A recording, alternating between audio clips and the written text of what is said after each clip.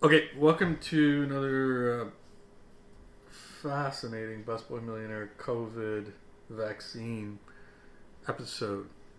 So, we got some great news this morning about a vaccine that's been approved by the UK, and they're going to start handing it out next week. It's December 2nd, 2020, and I think it's great news. It's going to, eventually flow out to the other countries. But it got me thinking about what is going to happen now that people have some confidence that they can get back to their normal lives. And I think it's going to have huge impact on one, travel, and two, working from home. So that's what this video is going to be about. And please stick with me to hear all of my thoughts on it, because I think it's going to have a huge impact on the way, like I said, people travel and work from home. So, baseline. Vaccines coming out. Everyone will eventually get it, and then everyone is going to eventually feel better about traveling.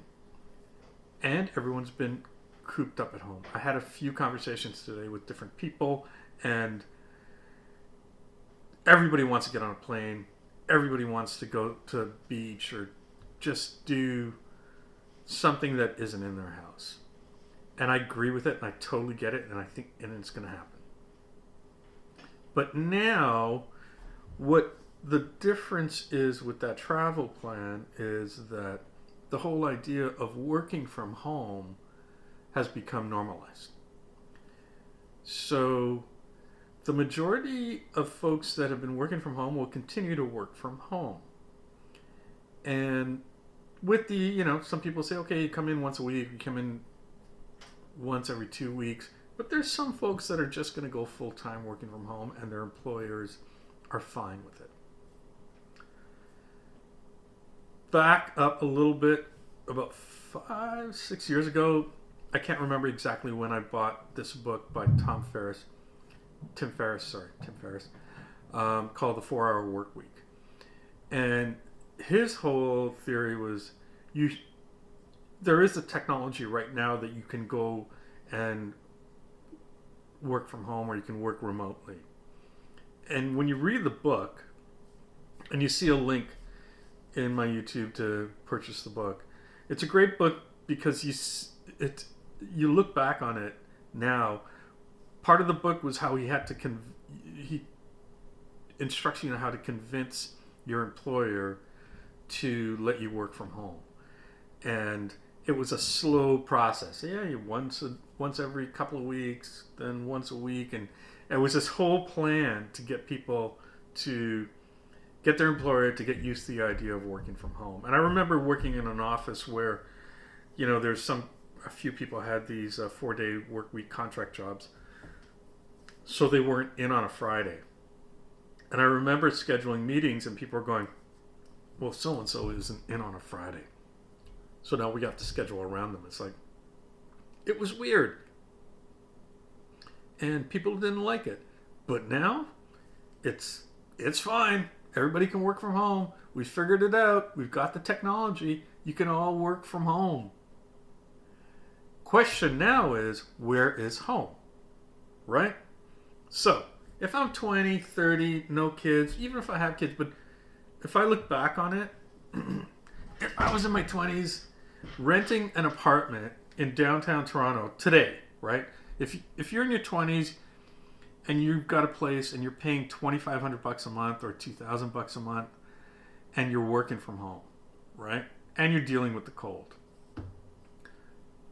I'm thinking to myself, why am I doing this? This is dumb. I can go to a different country where I'm paying a fraction of the price to rent a place in great climate, have a new cultural experience, feel less stress, no commute, there's Wi-Fi. I would do that. I would totally do that in a heartbeat. So what we've seen from the exodus of people that are paying high rents in condos that they're renting downtown Toronto, and they're going out and they're trying to buy places outside of the GTA and actually get a piece of real estate for a fraction of the price of in the GTA. I think the other wave is going to be that the smart folks or the people that love to travel are going to say, you know what?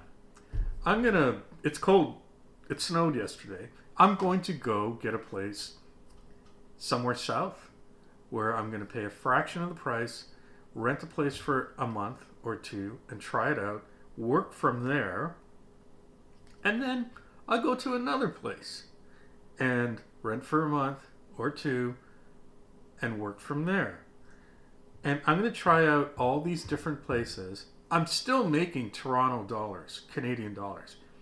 A university graduate working in a marketing place or anywhere that you have a degree and you've got a job and you're making 60, 70, 80,000 bucks, even if you're making 50,000 bucks, your dollar is going to go farther in a place where the cost of living is lower. And you don't have to commit to anything. So that's the new trend I see that's going to happen. And on top of that, then you could take the dollars that you saved by going to a place that your overhead is lower, take those dollars, and then you could still invest in a place like Canada or wherever you want to buy real estate or put into the stock market, and those dollars are going to go further while you are keeping your overhead low. That would be the strategy I would take if I were in that age range, 20, 30, no kids. And even if you had kids, you could still work that out too. You could go, yeah, no, let's move the kids somewhere else. And, you know, if they're young enough, you don't have to worry, because I have older kids and they've got established relationships with their friends, and that becomes a bit of a challenge. But I think that would be the next sort of trend that I predict will happen. There's no reason why it wouldn't happen. And on top of it, the demand is going to be so high. And also, the Airbnb hosts and other vacation rental hosts that have all these places that were dead, you know, no income for the last 7 or 8 months, they're going to be more negotiable for rent. So you can go to them and negotiate the price, bring it down, spend a month, 2 months, 3 months or whatever, and experience another country, do the work you have to do, make your Canadian dollars, everybody's happy. I really don't see a downside. And if another pandemic surges back, we've gone through it, so you have the experience, then you know, okay, I'm going to come back, or I'm going to stay there, and I'm going to be able to figure out because I've gone through it already. But this new way of working is what I think is going to change the way people choose how they want to live and where they want to live and the price they're willing to pay for it. So top line is you can make, you know, North American dollars and live in South American markets where the price of real estate is less. So I think it's a great time for people to choose a different standard of living and how they want to work and live and make themselves happy, which is, I think it's awesome. That's, everyone's going to win. Everyone's going to win. And the people that want to stay in Toronto or stay in a major city and rent out, there's going to be those people. And there's going to be that, there's going to be that audience that's going to be here, and they're going to still rent places. But then there's going to be the other folks. It's like, why? I don't have to squeeze in a vacation if I have 2 weeks of vacation. If you're making 50, 60,000 a year, even, you only have about 2 weeks vacation. So why do I have to like squeeze in 2 weeks when I could go live for a month and live and work in a place that's I'm interested in, and I could do all the things I want to do while I'm working? You can't surf 24 hours a day. Right? You get your surfing in, and then you come back, you do some work, have a drink, go do some more surfing, do some work. It's the perfect storm for working and living where you want to live.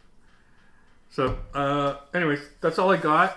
I think it's an interesting thought. Do I wish I was 20 or 30 without kids to do it? No.